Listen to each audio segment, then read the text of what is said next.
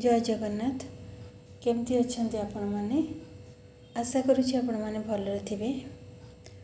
आज मो ब्रेकफास्ट अच्छी पूरी आलू पोटल तरकारी आ खाइबा परे किछि मीठा। जदि आपण मानकु मोर आज ब्रेकफास्ट पसंद आसथिबो ताहेले मो वीडियो को बेसी टू बेसी लाइक शेयर और सब्सक्राइब करने को जमार भूलिबेनी। रहिली पुणी मिसिबी आ गोटे नुआ थाली सहित।